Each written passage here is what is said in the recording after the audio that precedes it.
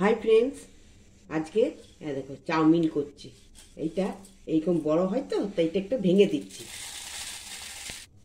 দেখো গরম জল করতে দিয়েছি, এর মধ্যে একটু নুন দিয়েছি, একটু তেল দিয়েছি, আর এগুলো এবার দিয়ে দেব। এগুলো একটু হালকা সেদ্ধ হয়ে যাক, উঠিয়ে নেব। এবার এটা একটু ঢাকা দিয়ে দিই। ঢাকাটা খুলে দেখি, হয়ে গেছে এটা। এবার অফ করে দেব। বেশি সেদ্ধ করলে গলে যাবে। এটা জলের মধ্যে একটু থাকলে নরম হয়ে যাবে, বেশি নরম হওয়া চলবে না, তো তাইটা আমি অফ করে দিলাম। দেখো কড়াই গরম করতে দিয়েছি, এর মধ্যে তেল দেব। অনেকটা আছে তো একটু তেলটা লাগবে।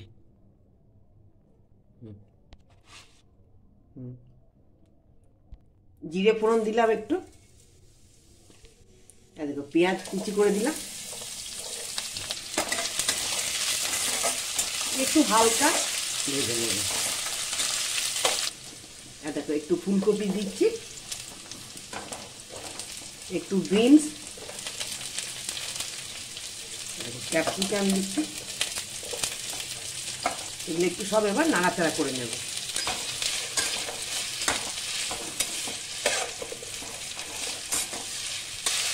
প্রয়োজন মতো নুন দিতে হবে। সোয়া সস থাকবে তো, ওটাতে এমনিতে নুন দেওয়াই আছে সোয়া সসে, ওই জন্য একটু হালকা নুন দিলাম। এবার একটু হালকা করে বাঁধাকপি দিয়ে দেব।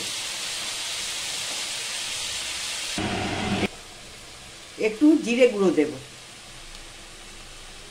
কাঁচা লঙ্কা দিলাম, এবারে লাল লঙ্কা গুঁড়ো দেব। দেখো লঙ্কা গুঁড়ো দিয়েছি, এবারে গোলমরিচের গুঁড়ো। দেখো একটু হালকা ফ্রাই। এইটা তেল দিয়ে একটু লাগিয়ে দিলে, তেল দিয়ে দিলে ভালো, নিচেটা লাগবে না। এমনি করে পুরোটাই লাগিয়ে নিতে হবে তেলটা। এটা ঠান্ডা জলে এটা ধুয়ে নিছিলাম, ধুয়ে জল ধরতে দিছিলাম, তারপরে তেলটা দিলাম, না হলে তোমার এটা তেলটাও বেরিয়ে যেত, একটা তেলটা বেরোবে না। এবার এটা আমি দিয়ে দেবো এর মধ্যে।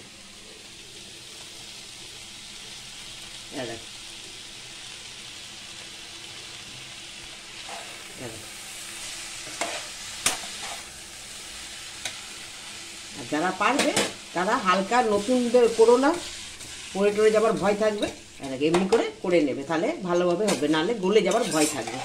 সেদ্ধটা একটু কম রাখবে। এইটাকে ভাজা হবে তো এইখানেও হবে।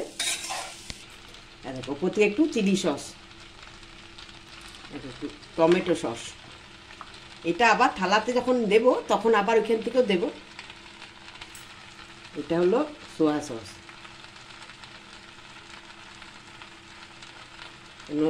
যখন সেদ্ধ করেছিলাম তখন তো একটু নুন দিয়েছিলাম না, নুন দিয়েছিলাম, সবজিগুলো তো নুন আছে, এটা তো নুন আছে, ওই জন্য নুন দিলাম না।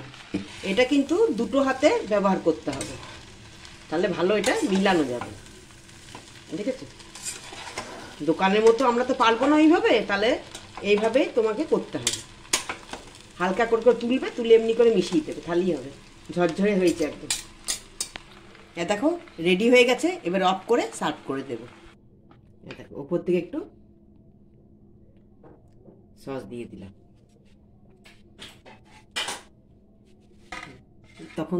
তখন গাজর দিইনি, এবারে ওপর থেকে হালকা গাজর দিয়ে দেব। গাজরকে কুচি করে রেখে দিয়েছি।